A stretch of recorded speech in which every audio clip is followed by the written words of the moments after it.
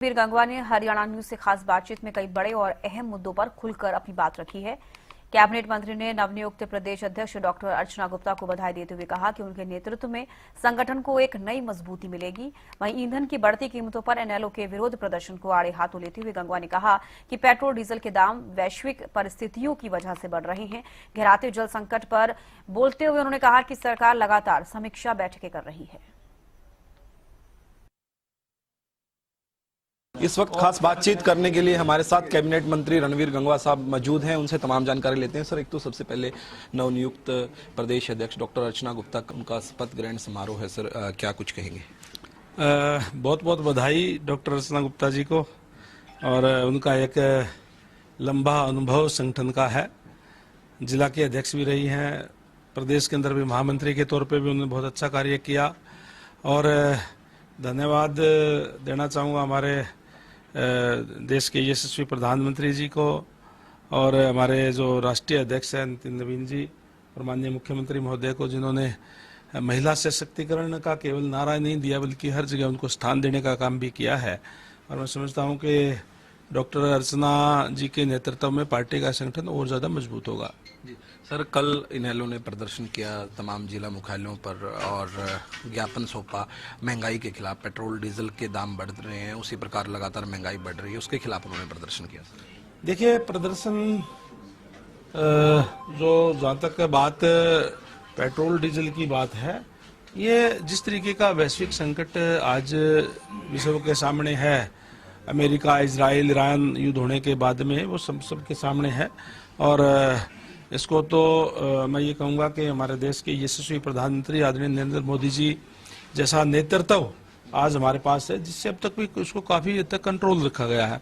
नहीं तो दूसरे देशों के अंदर तो बहुत ज़्यादा इसकी कीमतें पहले ही बढ़ गई थी।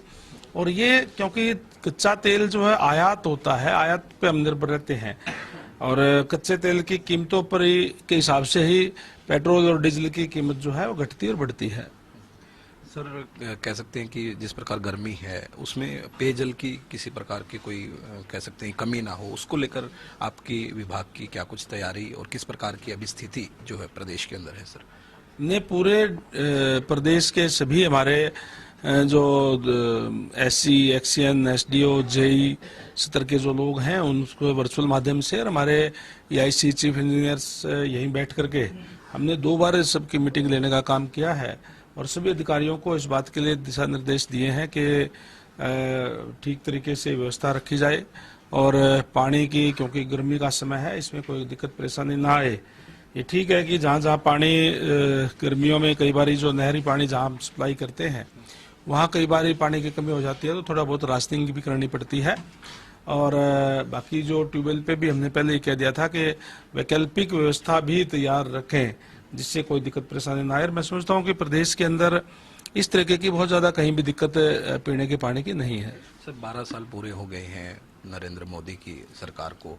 किस प्रकार से कार्यकाल को देखते हैं? उनका नेतृत्व किस प्रकार का रहा और किस प्रकार के विकास कार्य जो है हुए हैं? सर, बहुत ही अभूतपूर्व कार्यकाल ये भारतीय जनता पार्टी का, केंद्र का भी, स्टेट का भी जो रहा है।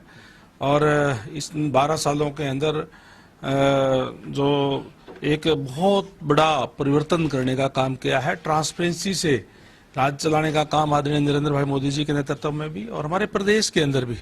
और चाहे वो ट्रांसपेरेंसी से नौकरियों की बात हो, चाहे जो पंडित दीनदयाल उपाध्याय का मूल मंत्र अंत्योदय, अंतिम व्यक्ति तक सरकारी सेवाओं का लाभ पहुंचे, इस तरीके की अनेक योजनाएं केंद्र ने भी शुरू करने का काम किया। चाहे आयुष्मान योजना की बात हो, चाहे PM आवास योजना की बात हो, चाहे किसान सम्मान निधि की बात हो, ये ऐसी योजनाएं हैं जो आज हमारे देश के यशस्वी प्रधानमंत्री दिल्ली से बटन दबाते हैं, सीधी लोगों के खाते में जाती है। इसी तरीके से हमारे हरियाणा की अगर मैं बात करूं तो हरियाणा के अंदर भी चाहे लाडो लक्ष्मी योजना देने की बात हो, चाहे मेरिट के आधार पर नौकरियां करने की बात हो, नहीं तो नौकरियां सरेआम जो है हमारी सरकार आने से पहले उनकी बोली लगती थी और या फिर केवल और केवल पॉलिटिकल सिफारिश से मिलती थी। इन तमाम एक बहुत बड़ी व्यवस्था का परिवर्तन इन 12 सालों में करने का काम किया है। और आज आदरणीय नरेंद्र मोदी जी के नेतृत्व में हमारा देश तेज गति से आगे बढ़ रहा है। धन्यवाद सर। ये थे हमारे साथ कैबिनेट मंत्री रणवीर गंगवा, जिन्होंने तमाम जानकारी दी और उन्होंने बताया कि पारदर्शिता के साथ चाहे केंद्र की बात करें या फिर राज्य की बात करें तो तमाम जगह पारदर्शिता देखने को